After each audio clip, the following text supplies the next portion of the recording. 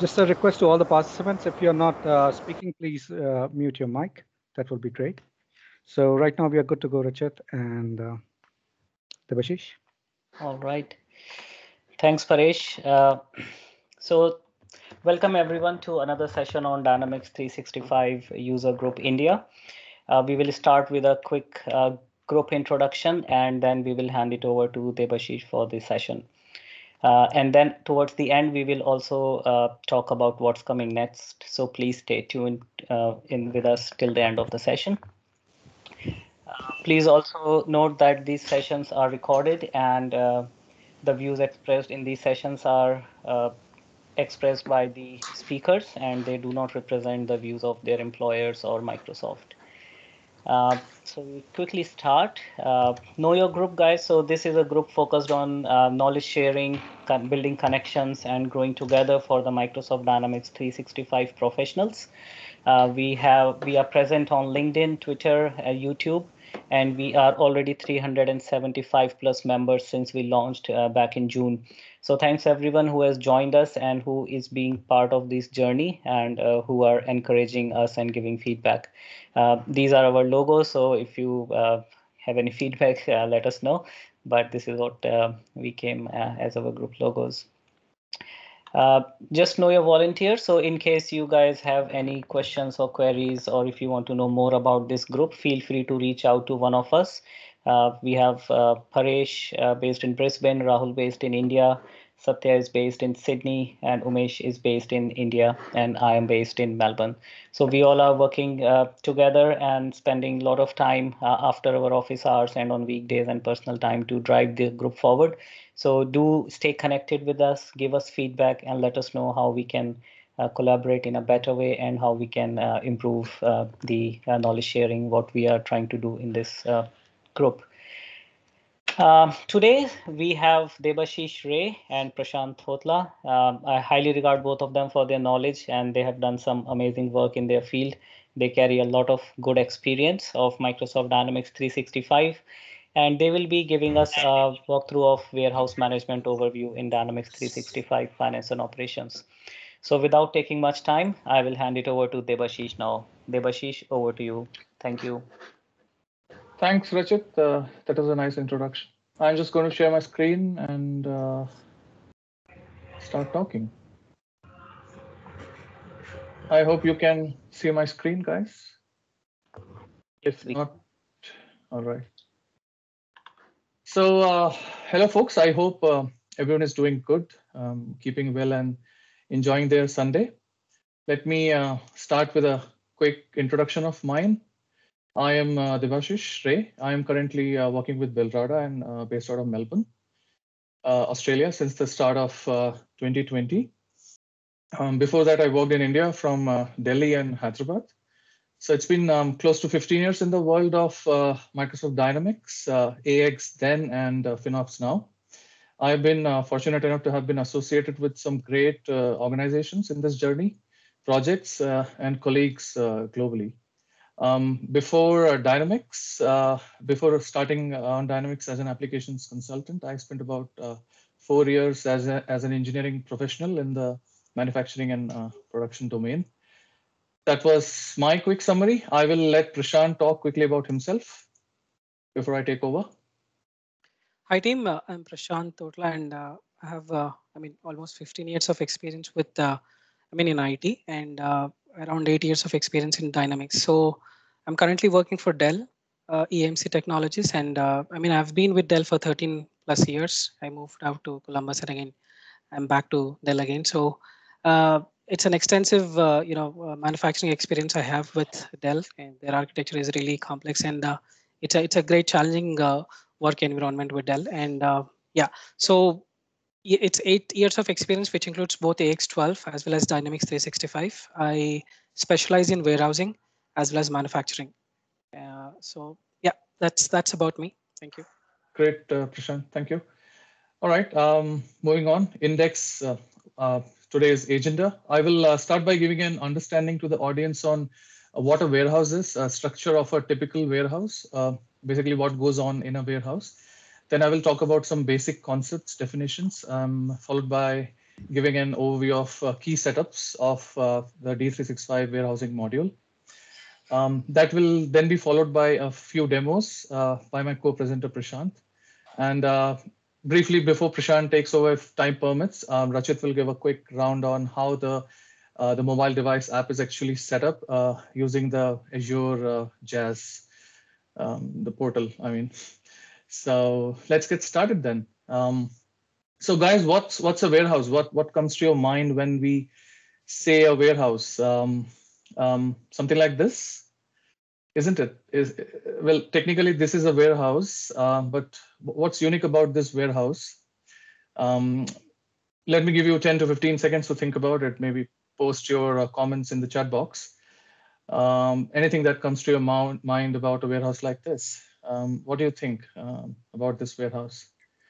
Do you think it's a good warehouse, a bad warehouse? Not organized. It's a funny place to be in. Yeah. Well, anyways, it's indeed a warehouse, but with multiple problems. You can see the inventory is cluttered, unorganized, and jumbled, and whole host of deeper problems that we can think of. There is obviously no clear visibility on the stock. Inventory data most probably be inaccurate. Customer order fulfillment will be a pain, and cost of maintaining such a warehouse will be really high. I mean, obviously, there won't be any well-defined or executed warehouse processes either. Not to mention the safety issues or the valuable time and energy that's being wasted. So all in all, very inefficient place to be. So it will be a nightmare, isn't it, to manage such a warehouse? But well, however, in a problem, there lies an opportunity.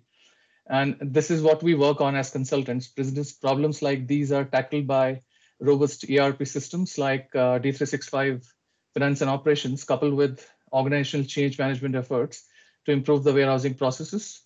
One must fully understand that the problems and the business requirements to be able to develop the most effective solution. So anyways, let's move on. So obviously it's a waste house, not to mention, but what's a warehouse then? How does a good warehouse look like? Something like this, if you reckon. So if we compare this one with the previous one, what do you find most remarkable here?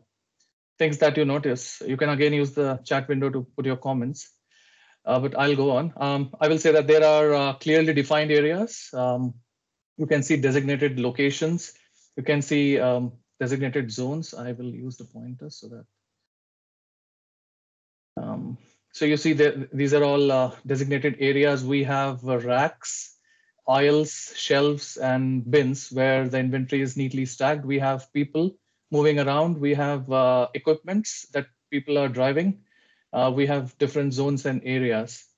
So a basic principle on which a good warehouse operates, is its high customer service level versus a lower inventory versus lower cost. So it's all about finding a fine balance between these three elements, and managing such a warehouse would be a charm, obviously, with D365 finance and operation. And moving on, let's now try to understand warehousing in the supply chain in a broader supply chain context.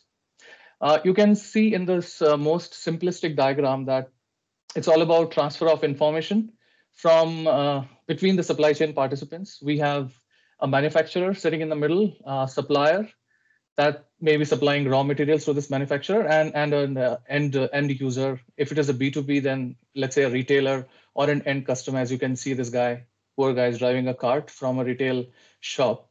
So like a sales order starts the work for the manufacturer to deliver finished goods, and a sales order from manufacturer to the vendor or a supplier starts the raw material delivery work. So as you can see here, in its most simplistic depiction, the inventory is being supplied, inventory is being received, offloaded by a worker, being put away into a warehouse, and from the warehouse, the raw material is being transferred to another, let's say a sub warehouse. It could be a site, a warehouse within a single site, and so on. inventory is being transferred, most probably a raw material, and again being released back to the distribution warehouse, which is in this case is a finished good. The inventory gets packed, processed before it's loaded onto a container, a shipping container, and delivered to the end customer. And the cycle pretty much repeats at the warehouse where it gets delivered to. So there are people working in the warehouse. There are work being undertaken for moving inventory from one place to another at different point in times. So in short, warehouse is quite central to the entire supply chain. Now let's move on. Let me take you through a closer look at the layout of a typical warehouse. As you can see, there are different designated areas. There are receiving areas. Well, this is a typical warehouse. It doesn't represent any specific warehouse. It's just a model, and a model to understand what a warehouse actually is all about and how it looks like. So there is a receiving area. Let's say this blue box represents that. There are storage areas. There are bulk storages. The yellow strip represent bulk storages. The blue one represent pick storages, pick locations. And then there could be some specialty areas, freezer location, depending on the type of inventory being handled.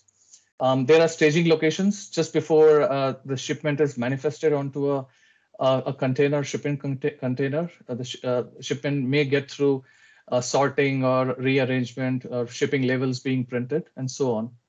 Moving on to the right-hand side, we have the top view is we have some receiving docks where the trucks are docked and the inventory is being offloaded, being taken through the quality control into the storage locations.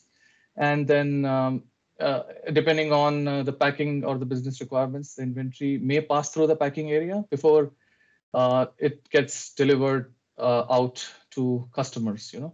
So in typical life cycle of a warehouse work, like I said, incoming material is being received in receiving location and can be put away either to bulk location or straight to the dispatch location. From bulk location, replenishment picking or order picking may happen, which might fill these picking areas. So we have storage locations or bulk locations, and inventory is constantly being replenished into the picking areas. And obviously, it happens so that if there is an order for loose items, the warehouse workers go to the picking area and pick up the loose items. Or if the order is for the full pallet or full containers, then the storage location can fulfill those orders. We'll talk about more of this in the upcoming slides. So moving on, we have a picking area where order picking is happening. The order picking could be happening directly from bulk to the staging or the shipping location, or it could be replenishment picking that's happening from picking to the pick face or picking locations. Then we have packing, and packing in some cases could be optional. If we are not doing immediate packing after picking, then the items are required to be taken to a designated packing area where a packing container is being built. It's an exclusive packing area for that purpose. After packing, the inventory travels to the staging location near the bay door and then loaded onto the shipping containers. So in all this, there are warehouse workers doing the work of moving inventory around, or in other words, picking and putting away are continuously happening. And that's quite central to the advanced warehousing in D3650. It's the core. It's about effectively generating these works and finding appropriate locations so that these then could be executed on the go with the help of a mobile device. However, it's not as easy as it sounds. There are various rules, various logics on how the inventory should be handled, picked, and moved around, apart from the structure of the warehouse. So apart from these core works, we have some value-added services like stock taking or cycle counting, quality inspections, and so on. All right, moving on. I wanted to I will show some pictures in these few slides to sort of give you a better visualization on how these locations look like, So the first one is receiving location. Depending on the receipt volume, we can have an automated conveyor belt. As you can see on your top left, conveyor belts are receiving these carton boxes, which can then be manually offloaded, or these carton boxes can come in a truck and can be offloaded with the help of a forklift. This guy driving this equipment is a forklift driver, and this equipment is called a forklift. Material gets stacked at the receiving area, waiting to be inspected or put away. As I said, as a value-added service, or material can be taken directly to the bulk area, which we'll see in the next slide. If you're familiar with D365 FO, you could reckon with this RECV location, which we set up usually at the warehousing parameters page. So this could be a default location for a warehouse, or globally in FinOps, where all the purchase receipts are happening. A vendor would typically send an ASN, which is an advance shipping notification, for the supply chain participant to then sort of plan the offloading schedule. Because we can't simply just on the go receive these kind of inventories. It has to be properly planned, and a proper advance notification must be given, because then these guys have to plan for labor, what kind of equipments are or will be available at that time, and so on. Number of packages being uploaded, the load weight, and so on.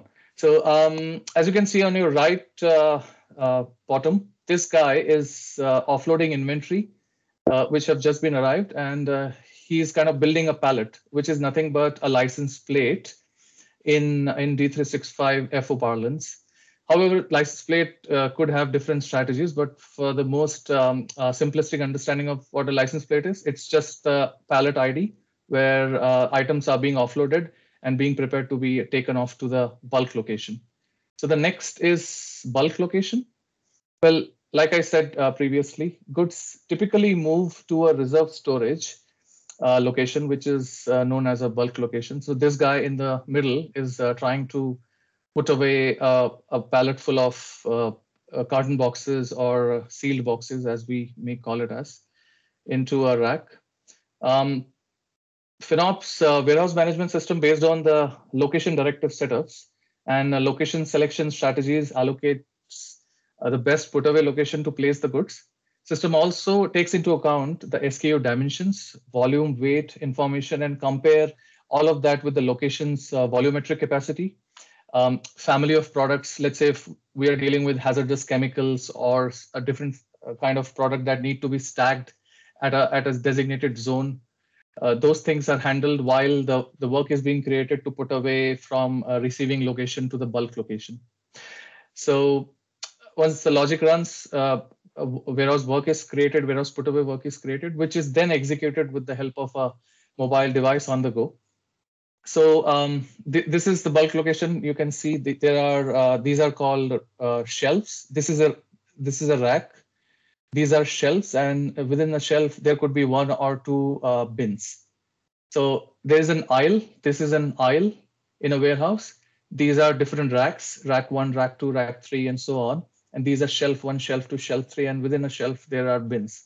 So this is the concept of aisle, rack, shelf, and bin in the most simplistic term.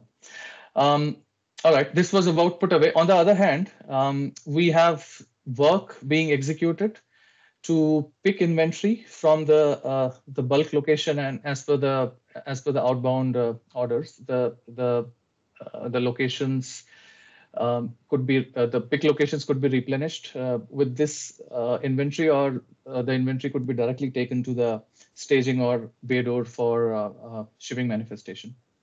So as you can see in the middle picture, there are shipment labels affixed on these container boxes. So we can create strategies to generate shipment labels depending on where and when we want to generate it. If we want to generate it at the final shipping location, this can be done. Or if we want to generate it at the time of picking the carton boxes or the full boxes, this can be done at that time. So, sorry, I hear some. All right, there was a question. Yeah. All right. So picking work is obviously very labor intensive.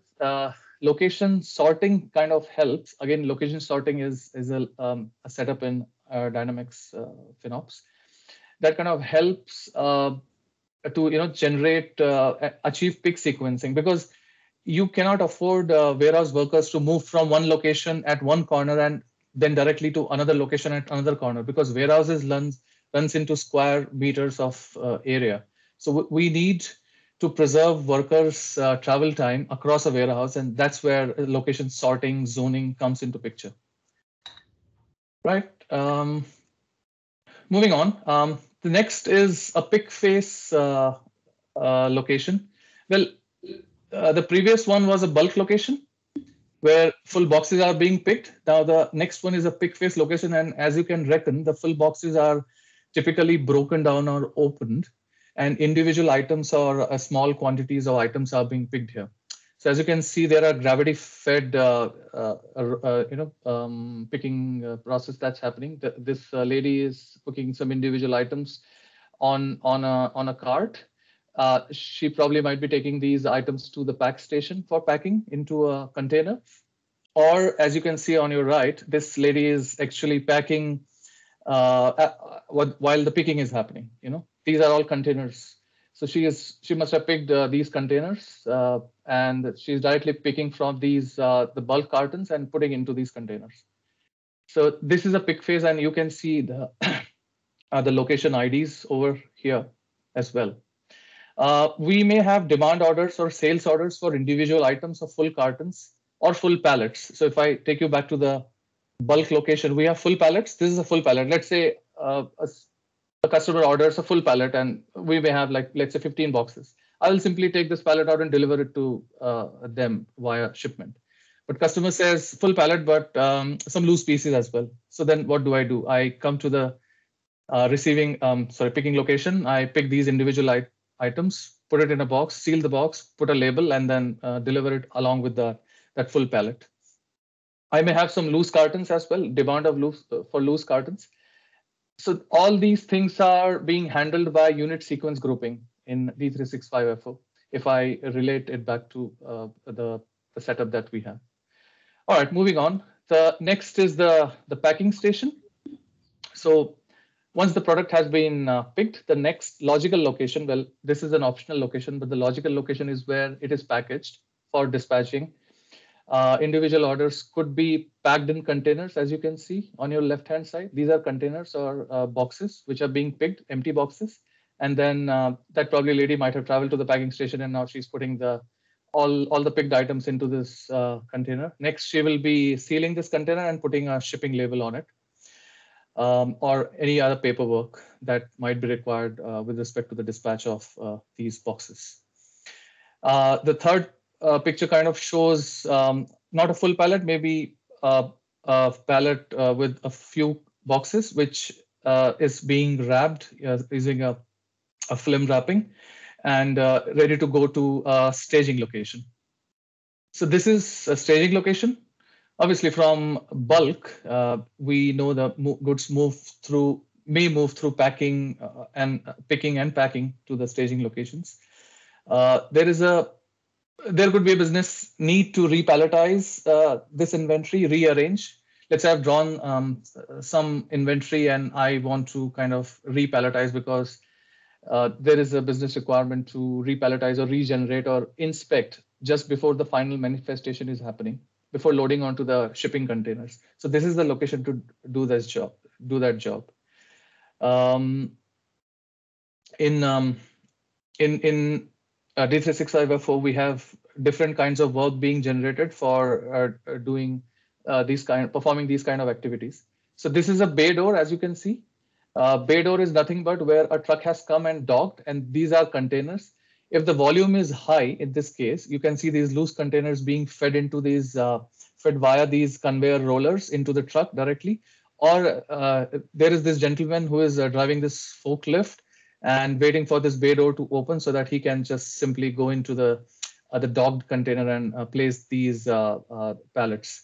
Or it could be a requirement. Let's say it's a hazardous chemical, and then they don't want to be doing this, a manifestation at the warehouse. So probably they will have to travel a certain distance and then put it into a container for whatever reasons. If the container is not dockable, if the dock door is small, and so these are all manifestations happening to the bay door.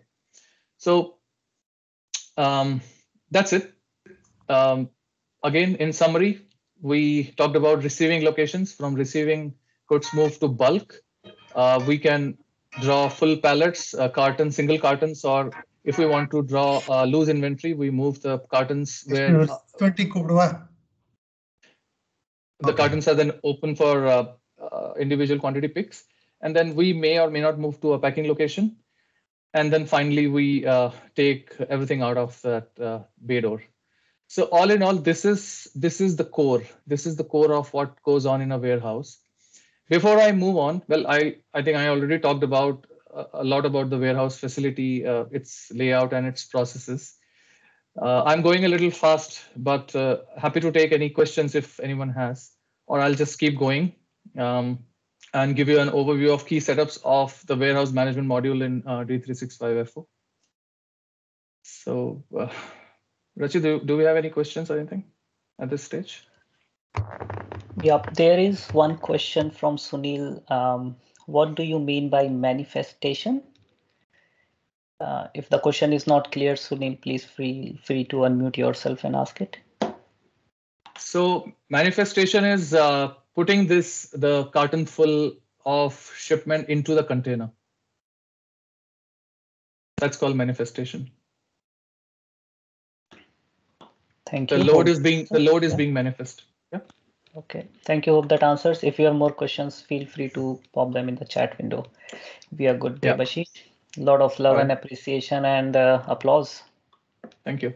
So one important thing to keep in mind is that this module is ever evolving and it's being enriched with newer functionalities, with newer capabilities, in almost every service update from MS, Microsoft. So it's kind of impossible to understand everything in one session, and because there could be several unique perspectives, business scenarios, variations in business cases, and so on. So, anyways, I'll still try to do the justice. I will, in the next few slides, will talk about some basic setups that will need to keep this, get this module up and running.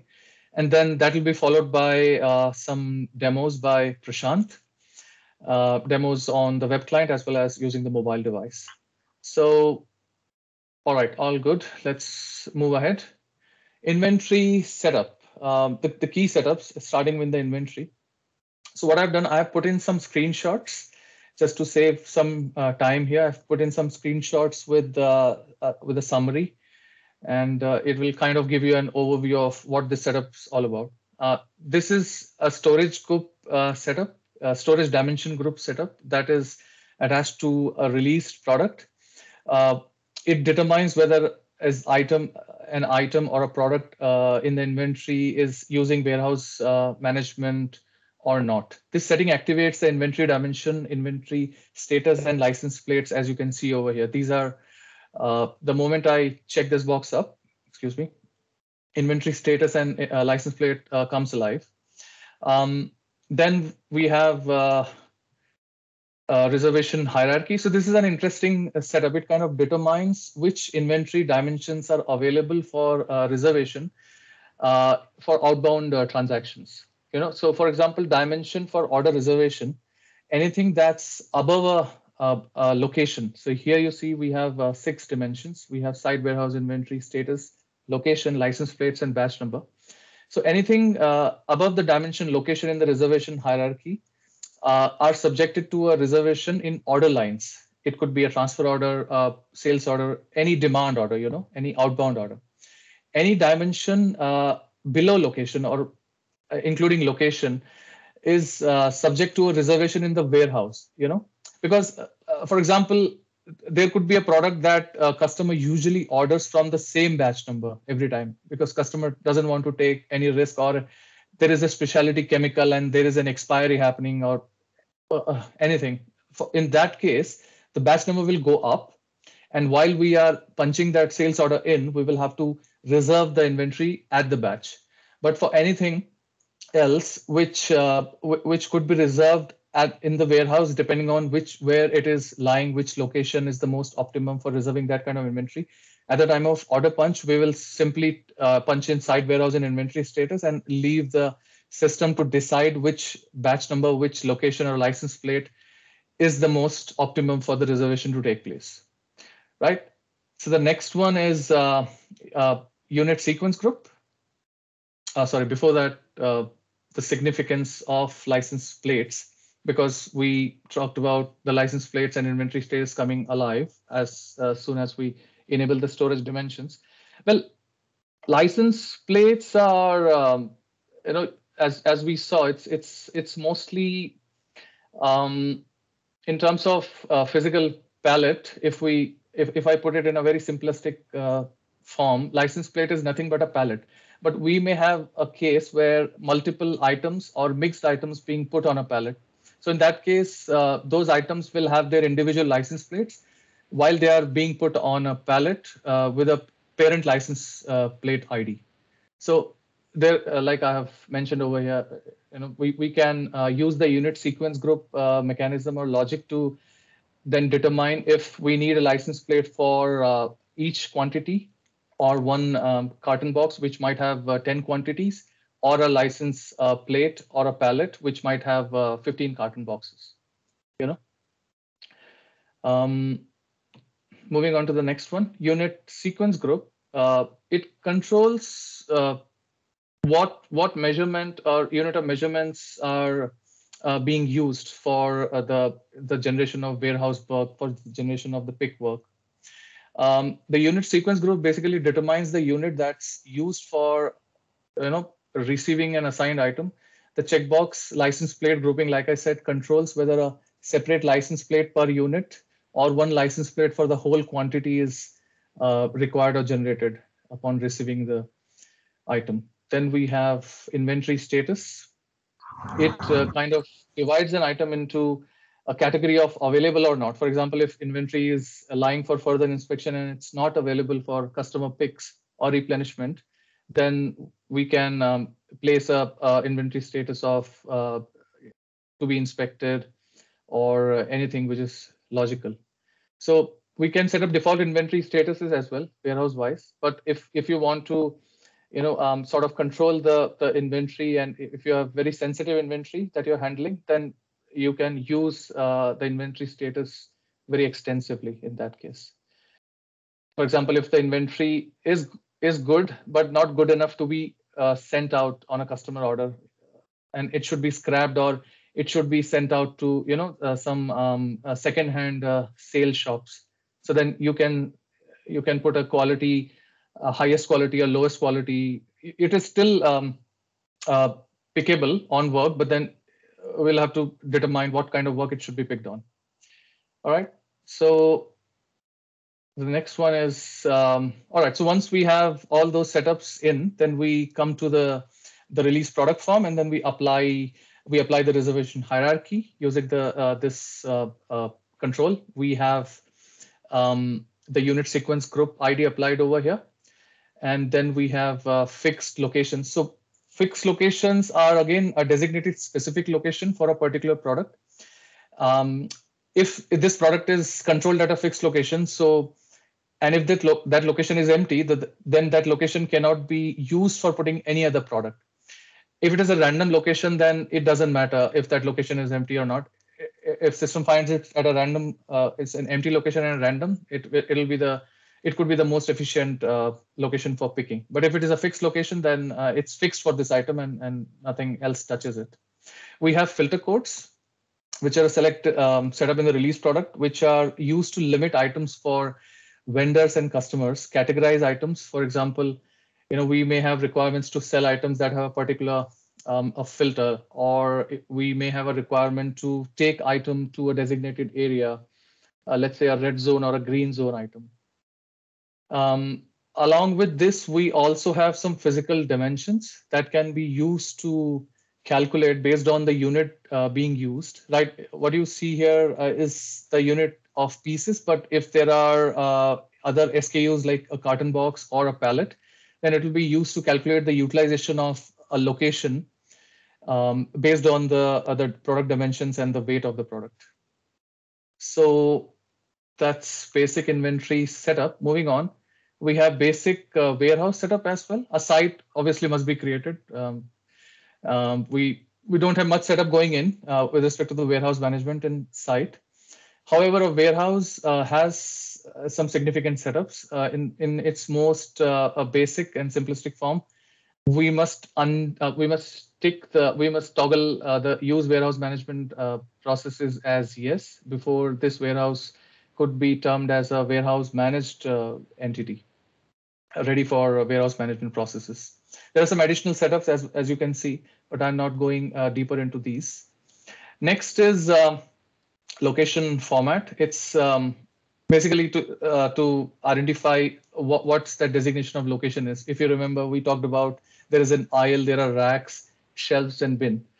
If you have a floor location, then you might not bother about designated it as aisle, rack, shelf, bin, or if it could be a raw material picking location, which could again be a floor location. Location formats just identify the specific warehouse location, and then we can have a location type to filter a location that you to describe a certain type of location. So we have, like we talked about, bay door, bulk. I just said floor location. There could be a pack location and so on.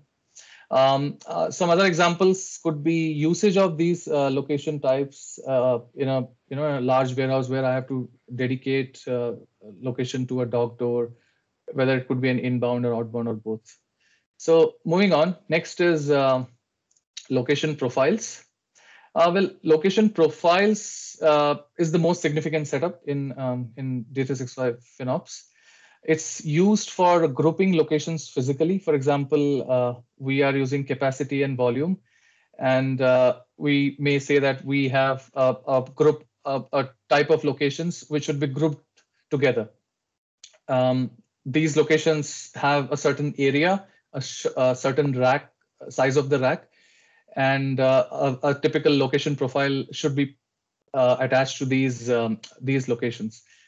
That's the physical aspect of a location. There are logical aspects as well, like there are business rules which could be configured. As you can see on your screen, there are certain toggles and setups that you can do if a location is license plate controlled or not, if mixed items or inventory batches are allowed at that location or not, or if a cycle counting is permitted or not, And obviously, it also determines how the items are picked and stored. The bottom section shows about the location volumetrics, and what kind of storage unit the location handles. The moment this profile gets attached to a location, it inherits the characteristic of this profile. So that's about location profiles. We have zones. You can establish some high priority and low priority storage areas, like I had said in one of the previous slides. Like if you're dealing with high hazardous chemical or a frozen entity, you can define zones and you can set priorities based on those zones, based on the various storage needs. Then we have locations. Well, locations are all about maintaining the lowest level of storage information. Locations inherit the format and can be specified in the most simplistic term as aisle, rack, shelf, bin. Locations are also used to track on-hand inventory. You can simply select a location and click on on-hand list, and it will show you all the products or inventories lying on that particular location. You can create location stocking limit to define maximum amount of product that can be stored in that particular location. For example, bulk location can hold 3 pallets, while picking locations can hold 10 cases. And dock doors and staging locations, by the nature of their floor location type, may have no limit. So there can be multiple items with stocking limits at the same location. One item can be stocked at a multiple location at the same time. Location stocking limit just help guarantees that the work is not created to request if the inventory is not to be put away in a location that doesn't have the physical capacity to carry the inventory. You know. All right, so that's all about locations, basic warehouse setup. Moving on, the basic work setup. So if you reckon, I started the presentation by talking about what goes on in a warehouse. Uh, Warehouse work is the most important because whatever we have done so far, whatever setups we are doing, it just boils down to the fact that we are able to perform the warehouse work efficiently and effectively. The warehouse workers are able to perform all these work using the mobile device. In the most simplistic way, this is nothing but a pick work. As you can see, we have work templates that defines what work is being performed and how the work is being done. Work templates include a query that specifies the criteria for the work and it drives the work order in warehouse. The query determines the selection of work template based on a source document such as a purchase order or a sales order. So as you can see in the middle section, I've kind of exploded this, all the work order times. These are the work orders that are currently handled in D365 FO. But like I said, this product is ever evolving. So you might see many more work order types getting included in this list from time to time. So each template must include one pick and put operation, and there can be a directive code that can link to a location directive to determine where the work is being performed. For example, the put work is being performed at the staging area, and the second put is being performed at the bay door. Right? We can have a break between the first and the second pair. Let's say I have a work and I want to take a break after I have picked the pallet or the carton boxes from my bulk and I've delivered to the stage. Now at the staging location, I might have some labeling requirements, or for whatever reasons, I want to stop the work there. So then this stop work checkbox comes into picture, which kind of stops the work. And if someone has to then pick it from the staging and put to bay door, the work has to be reinitiated. The work gets separated by different work classes. It kind of helps it helps in segregation of the work among multiple workers who are using the mobile devices. The work pool ID kind of organizes the work into groups. For example, you can create a work pool to classify work that occurs at a particular warehouse location. It'll always point to that location and override any other logic. So it's very, I mean, this module is very complex. You start simple and then you get into those complexities by doing, and it needs a lot of testing and a lot of hit and trials to get to a point where you're solving problems that a warehouse has. All right, moving on, we have location directives that is again coupled with the work templates, and it directs a worker to an appropriate location to pick the items from.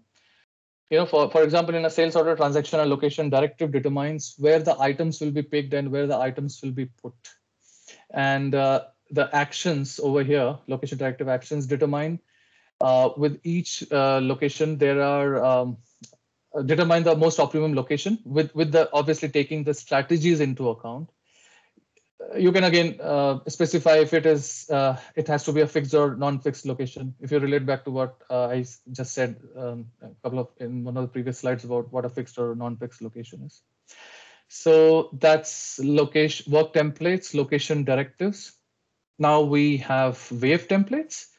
Well, wave templates help enable the outbound release to warehouse process as soon as a demand order or an outbound order line is released. A wave template is basically a sequence of methods that's kind of it's checking all the sales order being put on a load, and then it's checking the based on the load template which container the load should go to, and then it creates shipments. So in wave picking, the orders are combined and released at specific times. We can have a batch job as well going in, depending on the vehicle departures or shift changes and so on. Um, it uses to balance the outbound load because we cannot ship everything at the same time. We have to, we may define some thresholds, that we have some shipment thresholds basis which the work must be created, and some load templates which will be taken again into account to break the work down.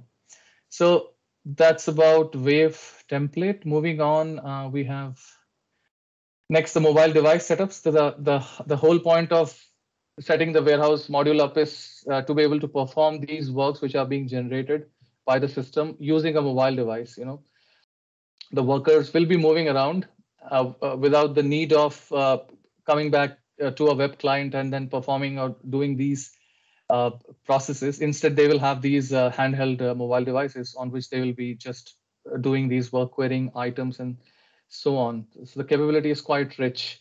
So before menus and menu items can be viewed in the warehousing app on a mobile device, the corresponding setups need to be completed. In advanced warehouse management, you can set up multiple menu structures according to the requirements in the warehouse for this purpose. Um, the mo so the mode work refers to a warehouse work, that is a registration of a transaction. There is another mode which is not seen here, that is called indirect, which is nothing but some indirect inquiries or like common features like logging off and all. It's separate from the picking and putting work that usually happens. So mode work creates work, and if the use existing work is checked, it determines it determines whether how to use the predefined work, and there are different user strategies or system strategies that come into picture. So we can have various strategies, permutations, and combinations with which we can use the mobile device menu items.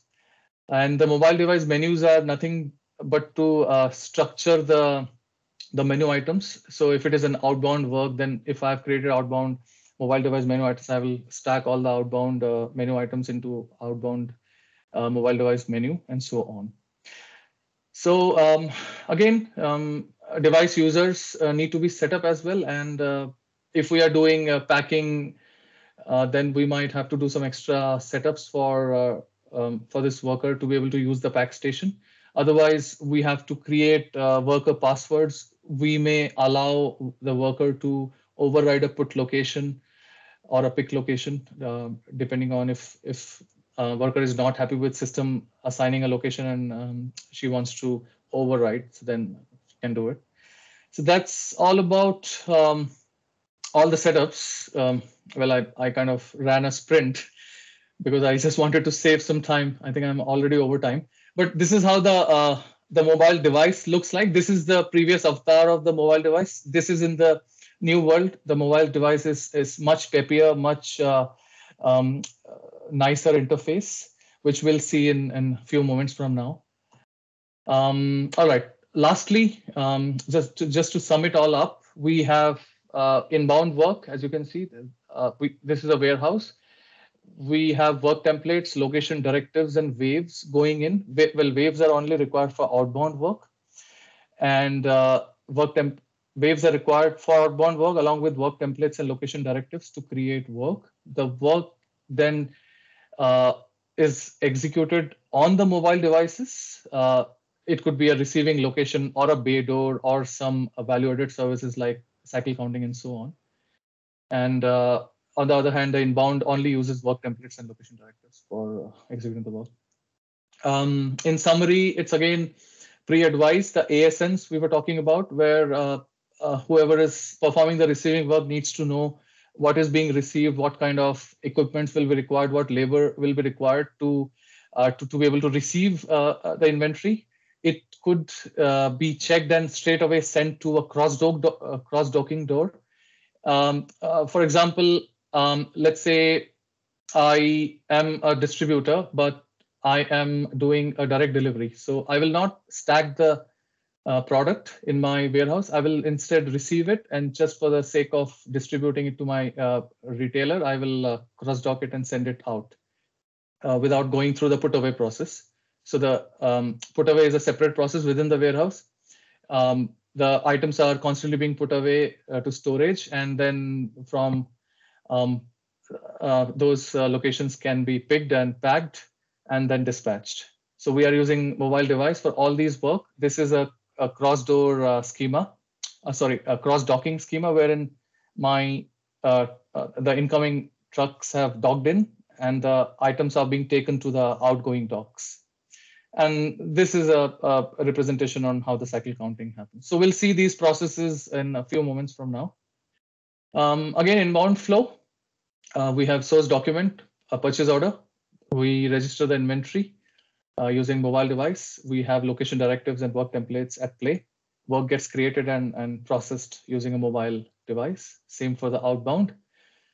And warehouse management in action. So, I've taken a lot of time. Rachit, I think I can comfortably hand it over to you. If you could show us quickly the mobile device app setup.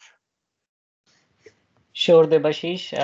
Thanks a lot for that information. I'm sure we will have a lot of great feedback for you. Everyone is very excited. So we'll continue with the flow. Really appreciate the deep insights and the level of detail you have talked about, especially with the visuals. It really became a lot clear today because at least from a technical perspective, people just know that, okay, it's a bulk location or pick location, but I believe most of people have seen it today, how they look in real life. All right, so I'll share my screen and I will quickly show you guys what this new warehouse management app setup process looks like. So it can be a bit technical, but what I'll try to do is keep it on a simple front, and then I will hand it over to Prashanth. So what you see is a new UI of the warehouse management app which Microsoft released. And if you have used advanced warehousing in the past, you obviously will notice that it looks pretty much clean, a new UI. So how to configure this app is basically there are a few setups which I'll show, but the main thing which you should remember is that this is only the UI. The app talks to the finance and operations through XML files, and all the business logic still resides in the Dynamics 365 back office finance and operations application. The app itself does not contain any business rules when you are processing the functionalities. So how do we set up? It's basically a few things. First, what you have to do is you have to go into your Azure portal and do a new web app registration. So what this does is it creates a layer of security when you are trying to connect. So basically you have to do, let's say, just for demo, I'll give it a name. And one thing to remember is we cannot have multi-tenant web apps for the warehouse management application. So it has to be single tenant. You click on register, and once you click on register, it creates an application ID. So this is what becomes your application ID, which you have to define in your configuration. And then what you have to do is you have to attach a certificate or a secret. So there are two options here.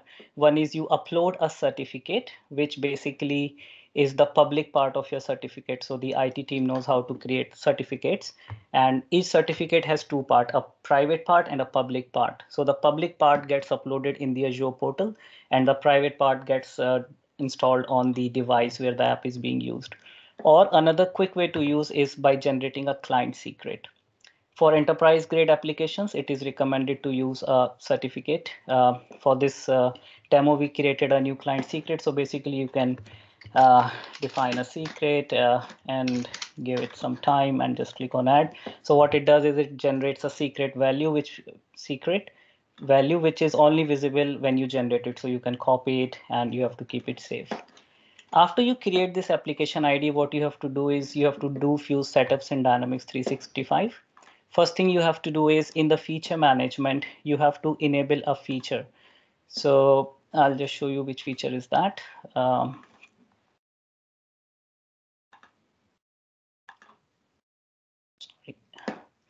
the enable date. Okay, so there is this feature which was released, user settings, icons, and step titles for the new warehouse app. This feature has to be enabled in the application if you have to use the new app. After this, what you have to do is you have to create a user in the system, which will be used for your warehouse device. So let me just see. So we have created a user WM app.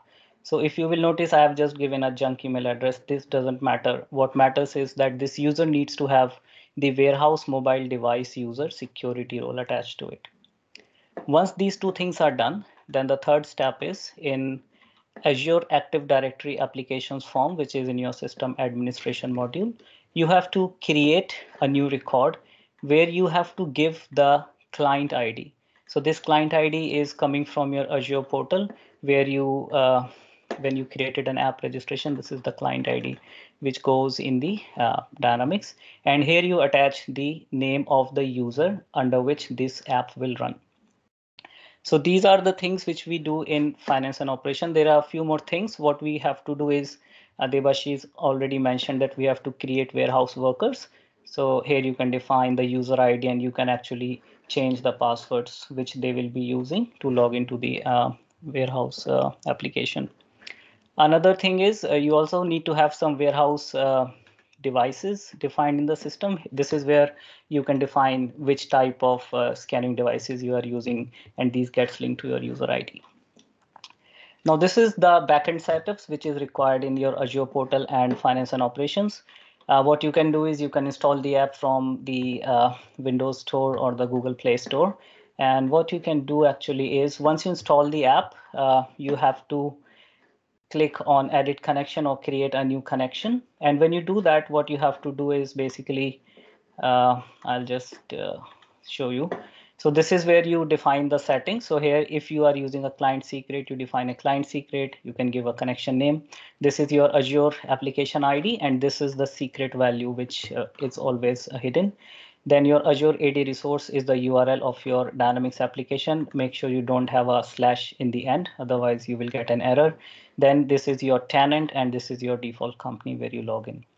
One thing which I forgot to mention is if you use the certificates while configuring the app, you can actually generate a JSON file and a QR code so that it becomes easy for users to set up their application and the warehouse management app.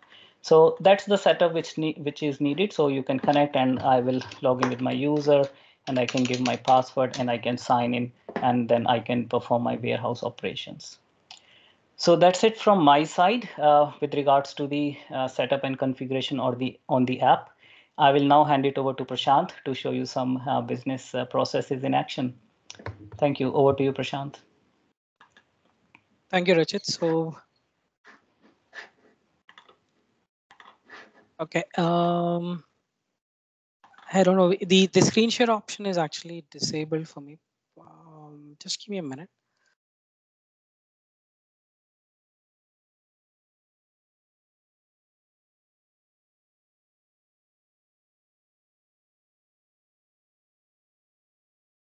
Okay, Rachit. So just give me 2 minutes. I'll reconnect, and I'm because I think I'm logged in as a guest. That's the reason it's not letting me share my screen. Let me change you. Let me change Ah, your role. Let me see if I can do that. Check it now, Prashant. I just did it. yeah. It's working. Okay.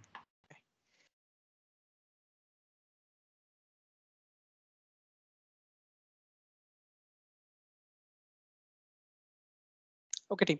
So yeah, you guys are able to see my screen? Huh? Yes. Yes, all good. Yes. So I'll be talking about several processes like which Debashish has discussed in terms of like what we pick and what are all the picking we do and how do we receive items from vendor into the warehouse and how do we ship them out to the customer. So the very first thing is like I would like to talk about a purchase order which I have already created and confirmed it. So I'm not going to talk about like how am I going to create the purchase order and doing the confirmation, and I'll be purely talking about like what happens when a purchase order is being sent out by the vendor and how do we receive it into the warehouse. So this is my purchase order, which I have already created into the system.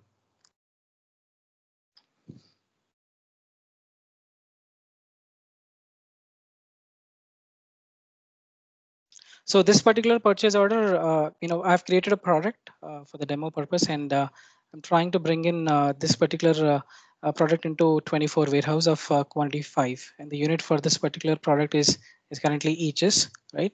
So what happens is here is like I think they mentioned about the mobile device menu items, right? So the mobile device menu items, we all have something called purchase receive.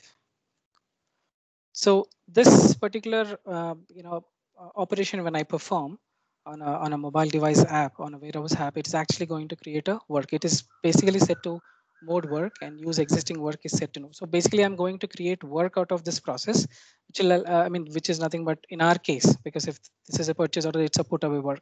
So what I'm going to do is I'm going to perform this operation on the warehouse app. So I've logged into this particular app, like I'm currently into the 24 warehouse.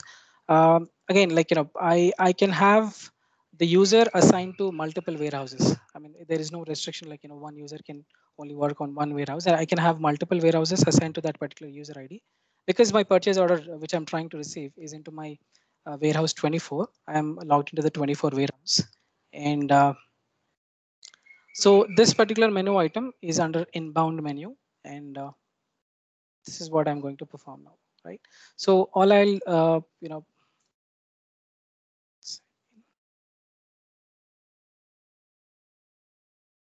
I'll scan the purchase order first. Yeah.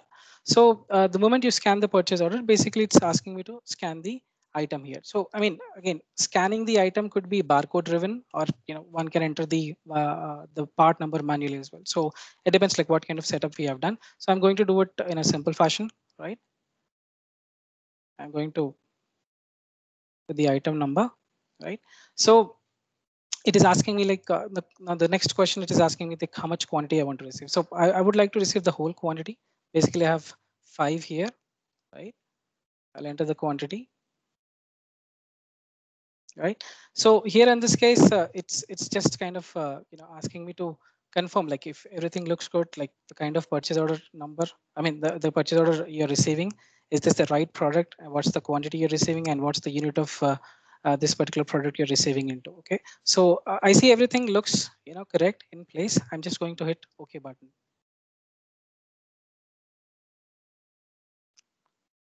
Okay, now here this particular product, it is actually set to a tracking dimension where it has a batch that needs to be captured while receiving. Like again, like I've been answering questions like, while we are receiving it from the vendor, we can assign a batch. We can also make it automatic, like system can assign a batch while receiving this particular. But in order to explain this, I'm going to enter the batch number manually here.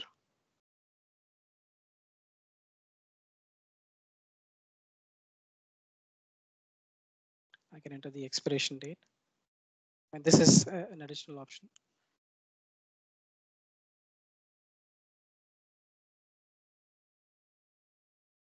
Yeah, so we are good with the receiving part of it. Now system has actually, I mean, if you look at the info log here, it just said the work has been created. So I can go back to my purchase order now, right, into D365, and when I look at my work details, so it has created a warehouse work for me, right? So here in this case, what the system is telling me is like I have to pick it from the input location. So Debashish mentioned like we can have a default receiving location for a particular warehouse, which is RECV here in this case, and depending on the location directive setup, I'm actually moving it to another location, which is FL001, right? So I mean, this is another operation where we are trying to pick this particular work and put it away. Yeah. So this is the mobile device menu item which I'll be using. I mean, the naming says like it is a put away for the products which we have received in the RECV location, and we are going to scan this work ID in this case here, right? So it's telling me that I'm trying to pick this from the RECV location. So it has system has already created the target license plate. Now this is mobile device setup driven. It is giving me the item number, the quantity, and the info. I mean, the product description as well. So I've just double checked the the details, and I'm going to hit on OK. The next screen, it talks about like where am I actually putting it to. So it exactly matches with the work details here. So it is telling me, I have to put it to FL001 now. Okay. Now there was another discussion which we had, like, we were talking about the worker setup where we had an option against the worker where he can override the put location. So that's the reason we have this option where I can actually override this location and move it to some other location. But I'm just, moving it to the same location for now. So, but depending on the setup on the work info section of the worker, we can actually see these options again, right? So I'm going to put it to the FL001 location here. Yeah, so the work is complete now. So if I come back to D365 and just refresh my page, I have the work closed and I've moved it to the FL001 location here in this case, and this is my target license plate. So I mean, just to understand, like I can go to this license plate, I can look at the on-hand list. So I can see a quantity of 5 against this location for this license plate for the product, and I have my batch number as well, displayed here. So we have display dimensions options where you can actually minimize the dimensions you want to display, and you can include whatever dimensions you want to display on the on-hand screen. So we are good with the put away, right? The next thing I'm going to do is like I've created a sales order, so I'll have to do the reservation. Let me just pull the sales order for you.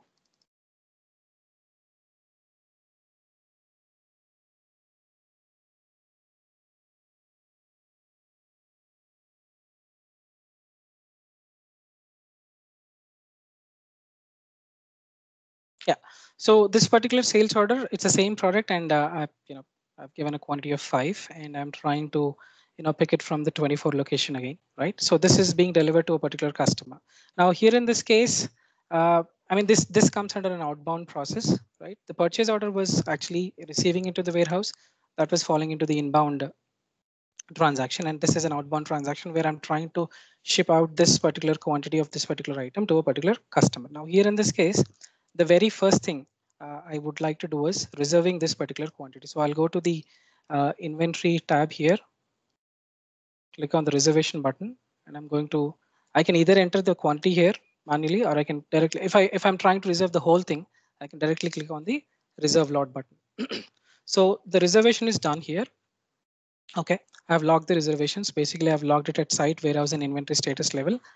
And the next thing what I'll do is basically, I mean, next thing is basically, releasing it to the warehouse where Debashish talked about like the wave template, the location directives, and the work template. So basically, all three of them work, in sync. So wave template is basically telling me like what are all the methods which are involved, where I'm trying to create work for this, and my work always has a pick and put location. So those pick and put locations are actually driven by the location directives. I mean, that's not the only, I mean, location directive is actually an extensive functionality in warehouse management. You can drive using a particular unit of that particular product. You can also, set thresholds like how much quantity you can pick. You can, I mean, there are different ways, different types of location directives which you can set up. So this is a simple one which I'm trying to discuss.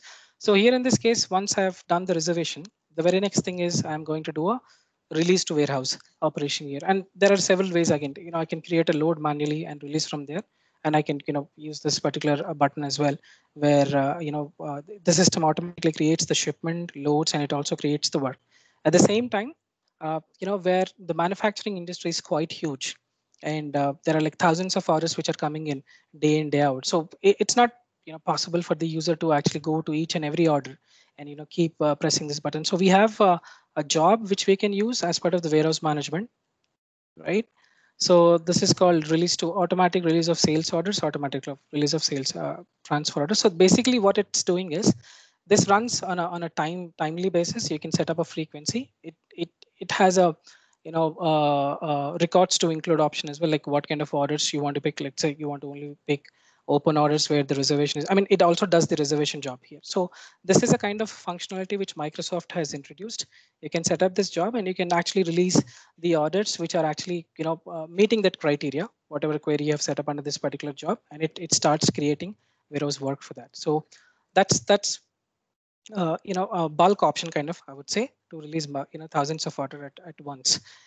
So here in this case, what I'm going to do is I'm going to release it manually. I'll click on this particular button. Yeah.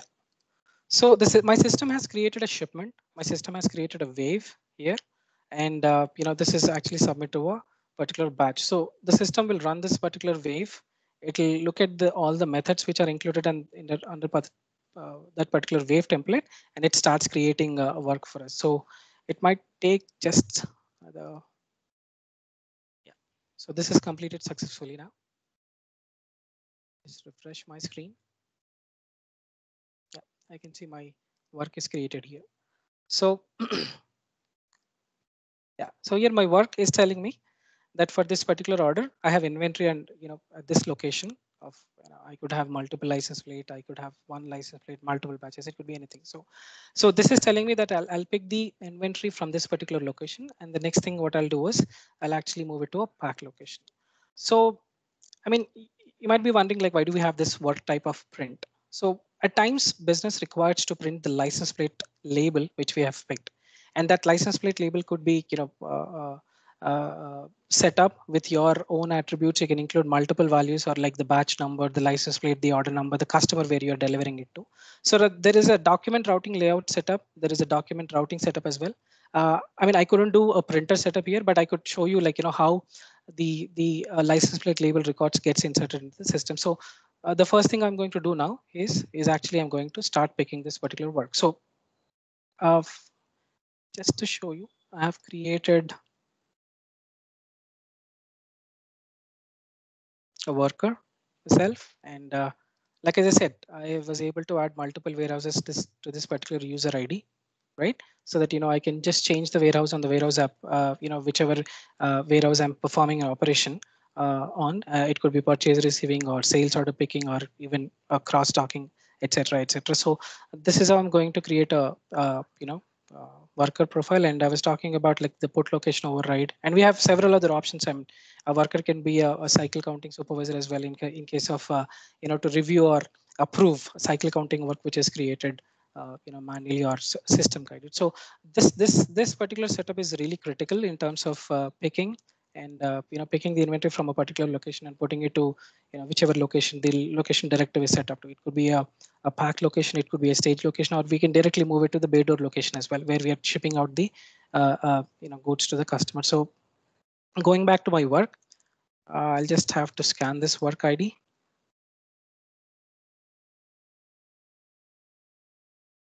Okay. Yeah, so there are two things here. First of all, I'm not in the right menu item. It should be actually under the outbound process. That's the reason it throws an error. The work class is not valid. And second thing is I have to make sure I'm into the right warehouse where I'm performing this operation. So this particular work is actually created under 24 warehouse. So I have to make sure I'm in the same warehouse. So I can just go back to the original menu, look at the change warehouse option, and I can see I'm already into 24 warehouse. So I don't have to change the warehouse here. So I'll just go back again. So my sales picking actually falling under the outbound menu. I'll click on the outbound menu. There are two things here, like sales picking system directed, sales picking user directed. System directed is something where a lot of things come into picture, like the priority of the work template, and system actually guides you which work you will be performing first. But when it comes to user directed, for our case, I'm picking the user directed because I can actually scan the work which I want to pick. Basically, I mean, this could be, I mean, I could give a typical business case where, let's say, if this customer is of higher priority, right, and I want to have this option on my menu item where I can simply pick this particular inventory for this particular customer first, and then ship out the goods at the earliest. Okay, so scanning a license plate, basically it's asking me which license plate you want to pick for this particular item here. So I can actually I can get these details in multiple ways here. So here in this case, I'm trying to pick it from FL001 location here. Okay, I have several license plate. I can pick any of the license plates here. I'll scan the license plate here. Okay, now it's asking me, like, because like as I said, a license plate is kind of shares uniqueness with the location. I cannot move the same license plate to another location. So what I have to do is, system is asking me, either you generate a target license plate using auto license generation on the mobile device menu item, or I can enter it manually as well. So here in this case, I'm going to enter manually.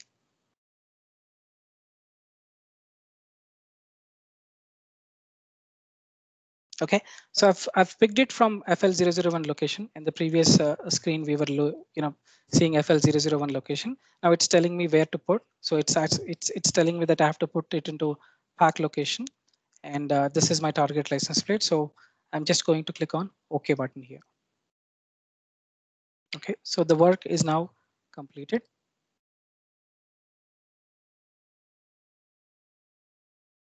Right, it's in closed status. And yeah, so like again, as Dave mentioned, packing and containerization is actually really specific to that particular customer. Some customers might not require packing because they might actually receive the product from the vendor in a perfectly packed manner. They can simply move it to bay door, once they pick it. Or at times there are few customers. Let's say if I'm the one inside the warehouse who is picking, and I have a customer requirement that I have to pack them into smaller pieces, and they need a particular container size dimension where they want to move it to. So I mean, packing and containerization is a feature which helps us to pack it into different container types of different sizes and dimensions here in this case. So the next operation I'm going to perform is packing, right? So excuse me.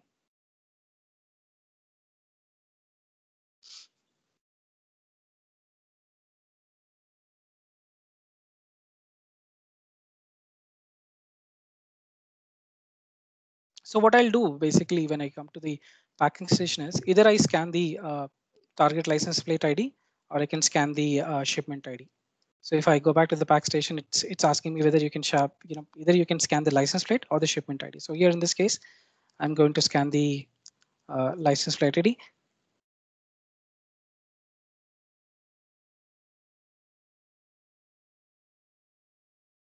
Yeah. So what system does is, the moment I scan the particular license plate ID, it is telling me what are the open lines which I need to pack into a container and then move it to the final shipment location. Now here in this case, I can see the same line being displayed in both the fast tabs, the open lines as well as all lines. The difference is the packed quantity is still 0. So the moment I start creating a container and click on pack, everything moves down to all lines and the packed quantity becomes 5. I'm going to do that now. So I'm just going to create a new container. Okay, now it has created a container ready automatically. Now it depends on the packing profile and the container packing policy setup. I've also defaulted the container type as well, just to make sure I have the maximum dimensions where I can put in any kind of inventory. So this has generated a container ID. It is telling me what container type I am picking into. Right, I'll just click on OK.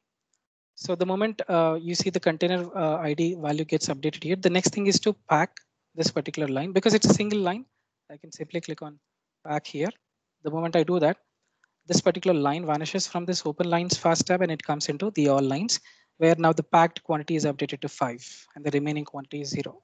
So the next thing what I'm going to do is I'm going to close the container, because that's how, once I close the container, it is telling me the next location where this will be directly moved using a forklift or a whichever approach we have. So it will be moved to a bay door location. I just have to enter the tracking number. See, tracking number is purely uh, carrier driven. Let's say if a particular carrier is actually delivering these goods for you to the customer, they supply some tracking numbers which we can use, which are not in use, and they will also be, I think, feeding us with which are in use and which are not in use. I mean, we don't have much of validation here.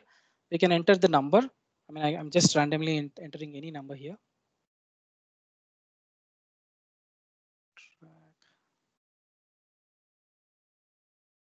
I'm capturing the total weight actually, which is going into this particular container as well. Get system weight functionality is basically looking at the the dimensions of the container, the dimensions of the product itself, the tear weight, the net weight, and it's trying to give the, get the details for us. So I'm not going to click on OK here. So that's how my packing is complete now for this particular product. So if I go back to the sales order,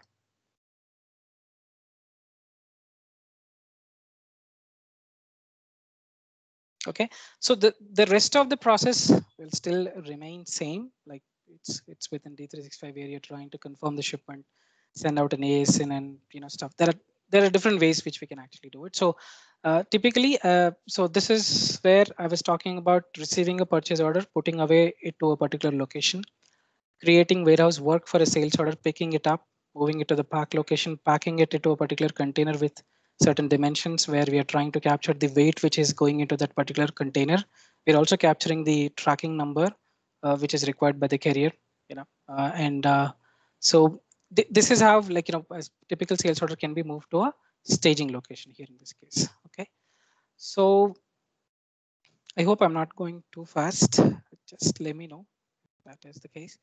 And yeah, the next thing I was talking about is, I'm going to talk about is, let me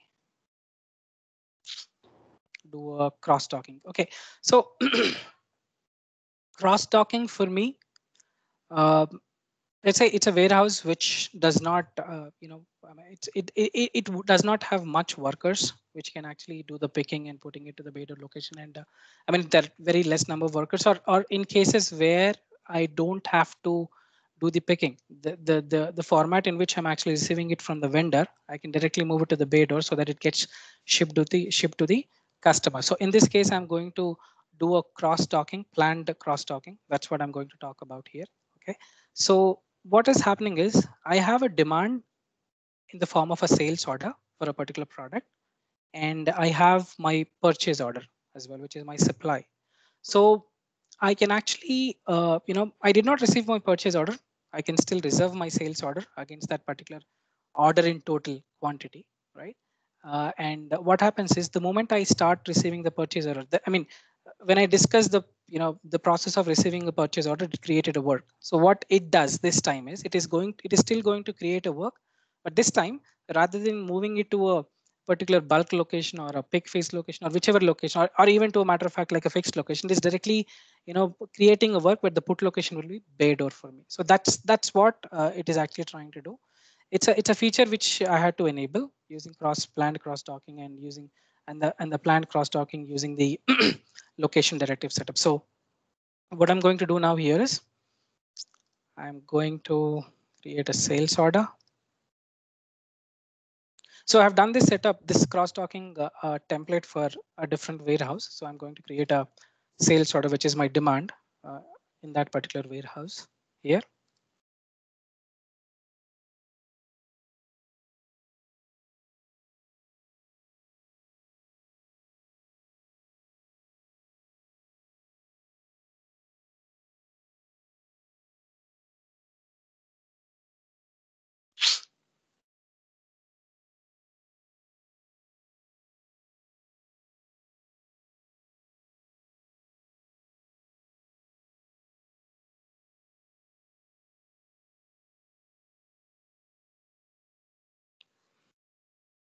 Save this particular order. So I have my demand into the system now, right? So let me try and release it, and let's say what system says. Okay. Okay. Now system throws an error. It clearly tells me that I don't have the cross-dockable quantity here, which means I don't have a purchase order with this particular quantity where it has automatically created the work for me, and I'm moving it to my bay door location. Now I'll leave the sales order as is. What I'm going to do is now I'm going to create a purchase order.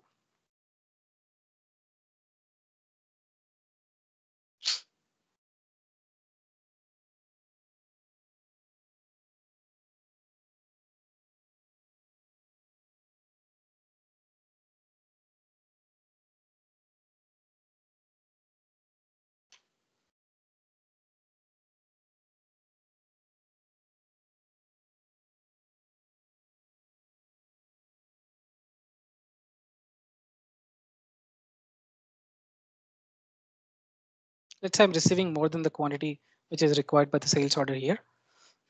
All I have to do is I have to save this now, right?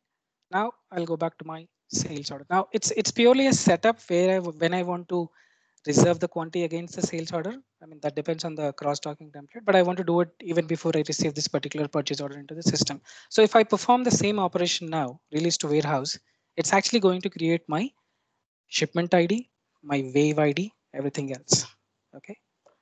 So what I'm going to do now is I'll start receiving the purchase order. I mean, as a regular process, we'll first confirm it.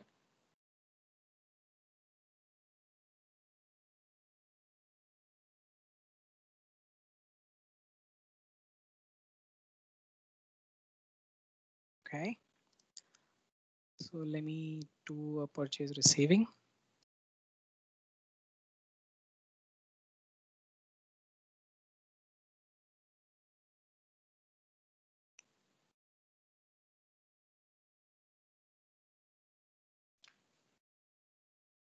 Sorry, just give me a minute.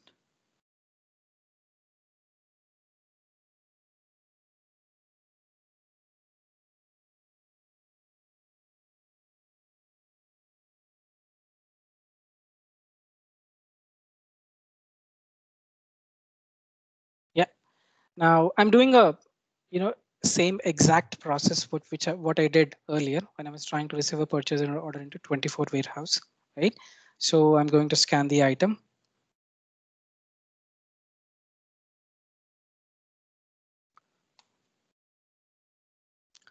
So it's asking me to enter the quantity. So I'm going to receive the full quantity here.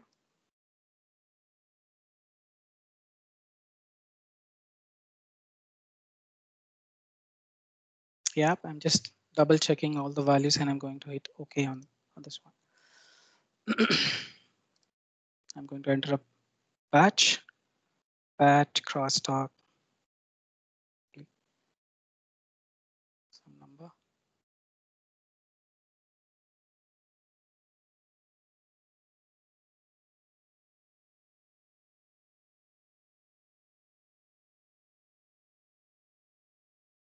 Yeah, the work is now complete, which means the receiving process has created a work for me now, right? So now when it comes to work, we have to look at two different things here. So we want to look at whether for my sales order, I have my work created where I'm moving this particular goods directly to the bay door or not. Let me just go ahead and see if any work is created. Now, just to tell you, I'm looking at the sales order now. This is my sales order. And you can see the work is created where it is actually getting it directly from the default receiving location to bay door. Now this is from a sales order per se, but the total quantity which I have received on the purchase order is 10. So I only need 5 for this particular sales order. At the same time, there will also be another work which is created for the rest of the quantity where I'm moving it to the regular location. So I'll just have to go to the purchase order here. Yeah. So this is the rest of the quantity, which is 5 here, where I'm moving it from RECV location to the bulk location. So because the demand had the requirement of only 5, system has created a crosstalk work for 5 quantity where I'm moving it to a bay door location directly. And the rest of the 5, it is moving to a regular put away location, which could be driven using the location directive setup. Here in this case, it is bulk 001. So that's how a planned cross-docking will help us to get rid of the inside warehouse picking, putting it to a pick face location, packing, etc., etc., and you can directly move it to a bay door location. This was, I mean, it's a typical and a simple example for planned cross docking, and again, we have different ways which we can deal with it. Okay, so this was about the planned cross docking, and I wanted to talk about. So Rachit, we have good time, like to discuss transfer process as well. It might take another 15 minutes. Sure, mate, go for it. I think we all are loving what you guys are showing. So Okay, go for it. Yeah. thank you. So the next thing is like, my transfer order processing, right? So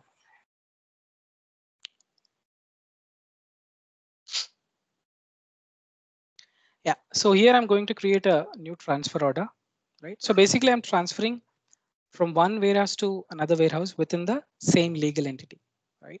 When it comes to transferring from one legal entity to another legal entity, that becomes intercompany transfer, which I'm not going to talk about now. So this is where a typical example where you might have a requirement in a particular warehouse, but you have the inventory in another warehouse, which you can bring in using the transfer process. So here in this case, I'm transferring the goods from warehouse 51 to 61. I'm going to add my product.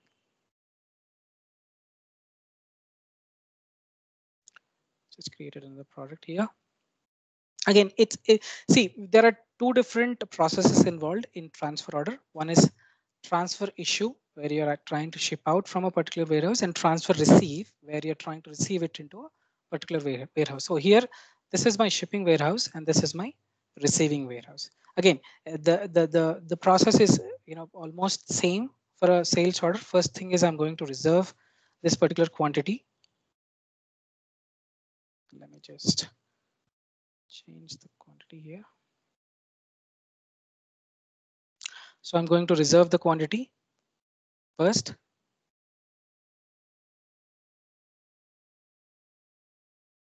Right?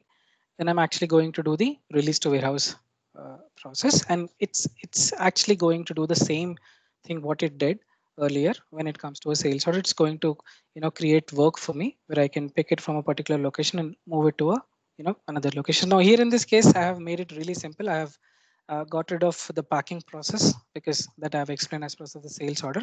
I can directly move to the bay door location and receive it to the other warehouse. So I'm going to click on release to warehouse here.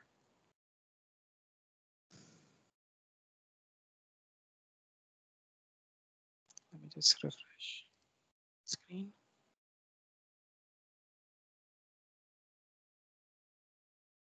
Yeah, so it has created my transfer picking work for me, right? Under 51 warehouse. So I'm going to now go to my warehouse app. Again, like just want to make sure I'm in the right warehouse. I'm into 51 warehouse. Now this is an outbound process again because you're shipping goods out of your warehouse. So you have to go to the outbound menu. I mean, that's how we talk in regular terms.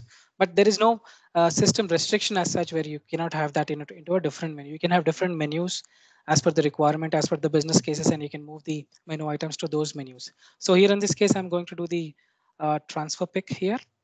That's the menu item which I'm going to do. Use and perform the picking. I'm going to scan the work ID. It's asking me to get the license plate which you want to pick. Then I can go to inventory.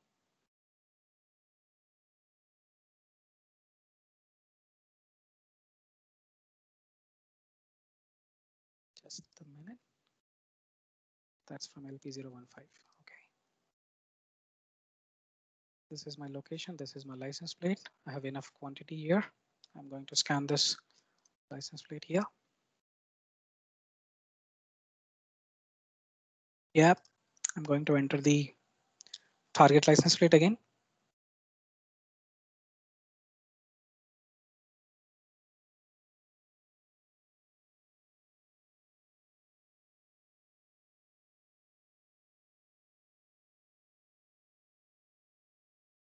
Now I'm going to put it to the bay door location from where it will be manifested to the truck. I'm just going to hit OK button here. The work is complete.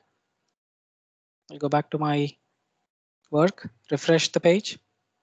It is closed now. So basically, this target license plate where I'm looking at, now I've moved all the inventory to my bay door location here.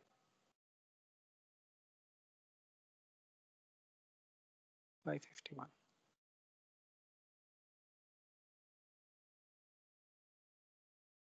Okay, that could be a refresh issue. So now I'm ready to, the next thing what I do is I'm actually, uh, transfer. I'm shipping this particular transfer order, right? So that's a process within D365 where I'm going to go to the load details page. I'll create an outbound shipment. I can give today's date. and I'll do a post ship transfer. Now this is dependent on a parameter under transport management, which I've enabled. So it's actually doing the shipment process for us so that the transfer order changes the status to shipped and it's ready for ship, receiving it to the other warehouse. So I'm going to process this post ship transfer. I go back to my transfer order. The status is now shipped, okay, which means it's ready to be received into the other warehouse, which is warehouse 61. Now, the option which I'm going to use, let me just first change the warehouse here.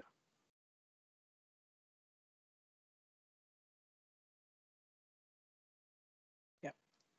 So again, so my transfer here, I think we have to make sure, I mean, the system does not allow us in current situation to use the transfer order number and receive it to the warehouse. So but it does allow us to actually use the license plate here in this case and receive it to the warehouse. So we did have a target license plate against this particular inventory, which we have created. Right, I'm going to scan, and like if you ask me, like in real time case, how is the person who is receiving will have an idea here in this case, like what's the license plate, we can print a license plate label and put it onto the box. In case if I was packing this particular transfer order using the packing and containerization process, then my license plate will be my container ID. So current system functionality either allows you to use the target license plate if it is not packed into a container, or you can use the container ID in order to receive the goods into the receiving warehouse. So here, because I haven't done any packing here, I'm going to scan the target license plate here.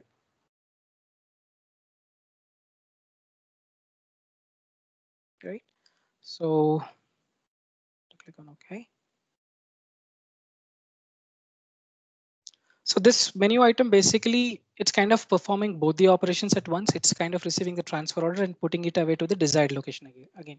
But again, this can be split into two different menu items. But just in the interest of time, I've made a menu item where I'm performing both the operations at once, and I can still move the goods to the required location. So I'm going to pick it from the receiving location. This is my target license plate. This is the item I'm receiving into the warehouse, the quantity. Okay, and I'm putting it to this particular location. Now this is purely driven using the location directives again, right? So I'm going to put it to this particular location here. Yeah, so we have now successfully received the transfer order into the receiving warehouse. Here in this case, it's 61, right? So, and we have the goods into the warehouse 61 here for this particular transfer order. So that was more on a transfer order process. But at the same time, like my mobile device has a lot of indirect menu options, right? So let's go to 24. So I have another menu which is called inventory or inventory management, where I can do an item inquiry, I can do a location inquiry, I can do a license plate inquiry, I can do spot counting, I can do a cycle counting guided, where we have to, create cycle counting templates where system automatically creates cycle counting work at a particular interval, right? So there is a requirement where again, this is kind of a hygiene or I would say maintaining uh, uh, the integrity with the inventory, what we're actually looking at the system and what is physically there on the location, right? We just have to make sure we run this periodically, and we make sure the inventory on the system is actually matching with the inventory on the physical location. So these are several other options which have their own significance. So I'm just going to do a simple license plate inquiry here. I mean, I can scan any license plate from the on-hand screen, and it's going to tell me what are all the items which are actually lying under that particular license plate. So let's say if I go back to my product here.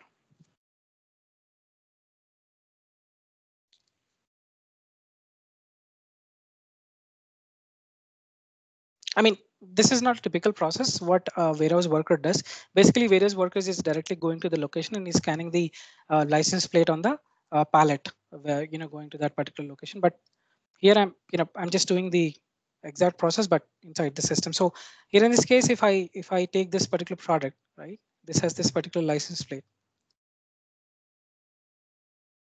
I'm going to scan this license plate. Yeah.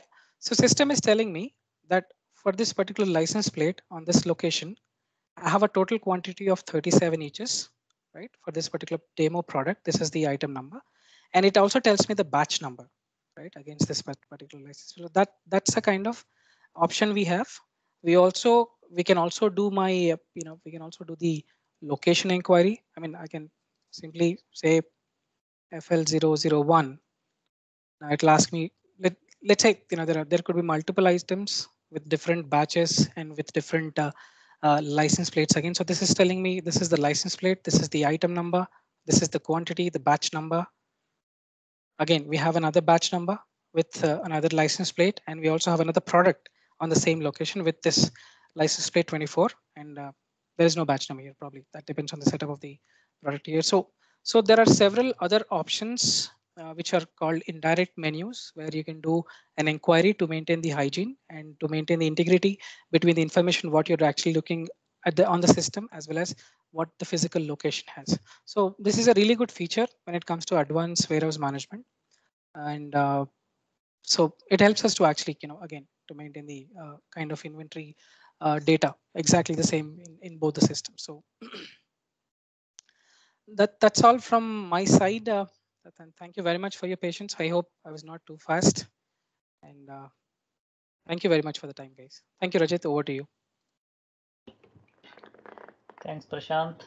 Thanks, Debashish. Debashish, do you want to come and show your video? We are speechless, but if anyone from the audience wants to unmute and give a feedback, or they want to say something to you guys. Thanks. Great session, Prashant. Thank you, Rajat. Session was awesome. This is Umesh, Debashish sir, and Prashant sir. It was awesome, Rajit, for the Azure setup. I have done quite a long time, but now latest I have not done, but definitely people are asking. So I will definitely write a blog on it. But today's session for me as an infrastructure guy, the session was marvelous. I was connected throughout the session. It was very much understanding for me. Thank you, Debashish and Prashant sir. Thank you. Thank you. Thank you. All right. Thanks.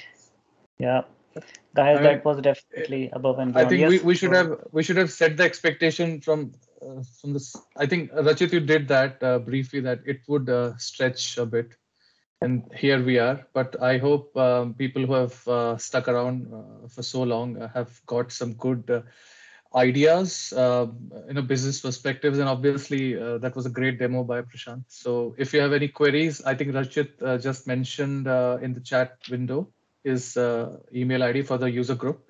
Please feel free to drop in whatever queries you have. We will love to go back to our canvas and try to bring out solutions, because you cannot simply move your hand with a sleight of hand and bring out a rabbit out of a hat. It's a very, very complex area. You have, like I said sometime in my when I was presenting, that we have to go back to our and start simple and see what's fitting, what's not, what's interchangeable, what's not. So solutioning is part of that. That is solutioning part. So yeah, but feel free to send us your queries, and if you want to take some detailed sessions, and probably we will be happy to support. That was really an amazing session, Debashish and Prashant and Rachit as well. By the way, I have shared the link where you can actually provide your comments for this particular session.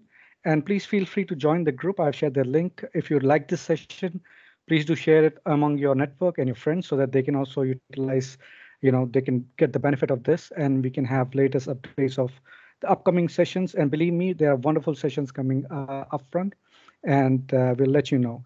So by the way, if any one of your colleagues have missed it, we will have this recorded session in YouTube channel. Rachit will definitely post that in the group. And keep watching and stay tuned. Cool. So I just want to take a few minutes so that we can update everyone what's coming ahead. Before that, Prashant, do you want to say anything as a closing remark? Because you did a great job with the warehousing app. I mean, this was the deepest I have seen in terms of demos. So a great job done by you. We really applause for you, Prashant. Thank you, Rachit. Thank you very much, and thanks for giving me such a platform and an opportunity. Thanks to Debashish and all you guys. Yeah, so I always was curious, and I'm always intent to share my knowledge with people under the community. So it was a great platform to be honest. And thank you very much for this opportunity. Glad to hear that. So if anyone wants to do a demo, share their knowledge with the community, please feel free to reach out to us. I mentioned in the chat, we can provide you with a Dynamics finance and operations environment to do your setups and perform the session. I will quickly share my screen because I want to tell you something which is equally exciting, what Debashish and Prashant have shared us today. Just a minute.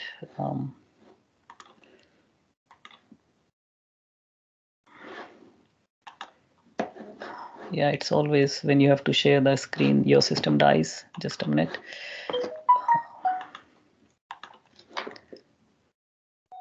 Okay, let me know when you can see it. System is probably tired, Rachit, from such a long session, I believe. Can you see my screen of upcoming sessions?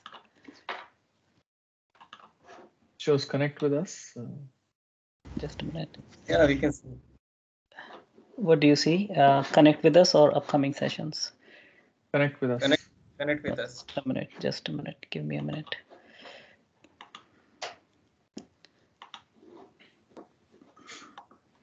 Sorry for the delay. Just 1 minute. Okay, now it's responding.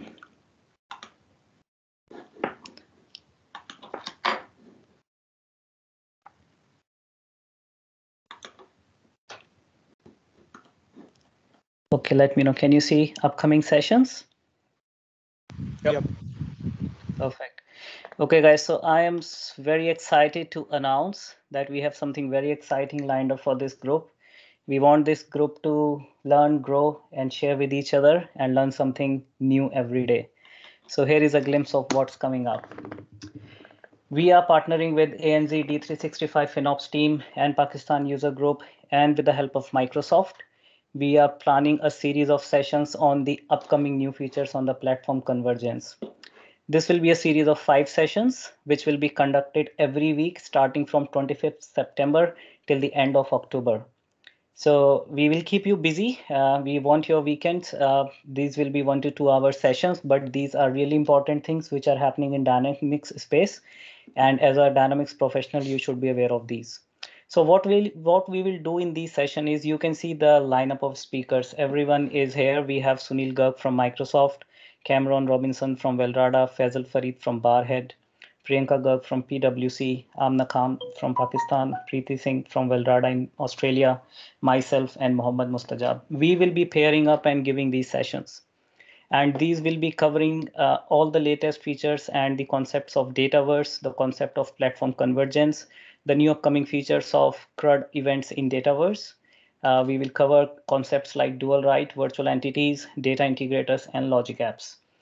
We will start sharing the registration links from next week, and we need your support to run these sessions, get your feedback, and participate in these sessions. So these sessions will be a bit different. They will not be like deep dive showing you everything. These are more of an interactive sessions where you can come, we can think together. There will be ample of Q&A time in these sessions so that we can think about what's coming and how it will impact the way we work. So this is a great opportunity for everyone in this group to stay up to date with what's coming ahead.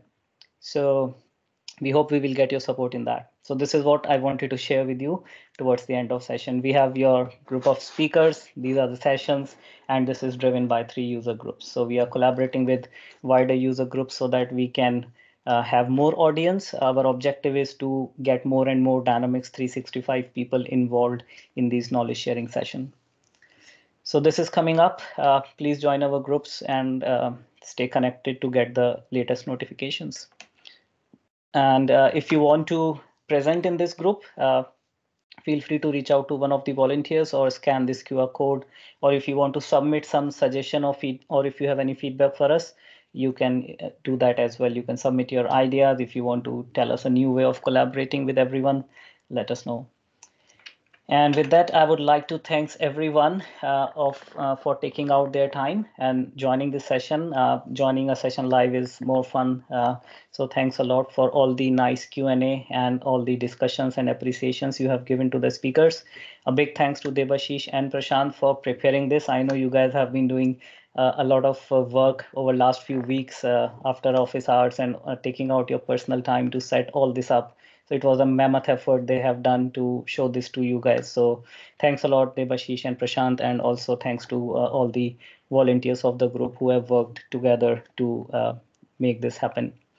That's it from my side. Thanks, guys. If you have any feedback or if anyone wants to open up for anything, feel free to unmute yourself and say it. Yeah. We will then close in another 5 minutes. Yeah, I think we couldn't take up some questions are pending. So please feel free to drop in your queries and we would love to take them offline. So just my ending note. Thank you, guys. That's all. Thanks, Rachit, and all the organizers from D365 UG India. We'll have much more rocking sessions coming in, I'm sure. And thanks for that lineup, Rachit, that you just explained. Thank you. Hey guys, just want to say great work. Thank you. Thank you. Thank you. Signing off. All right, guys. Have a great weekend. See you next time. Thank you, Cheers. Prashant and Bye bye. Thank you. Thank you. Bye.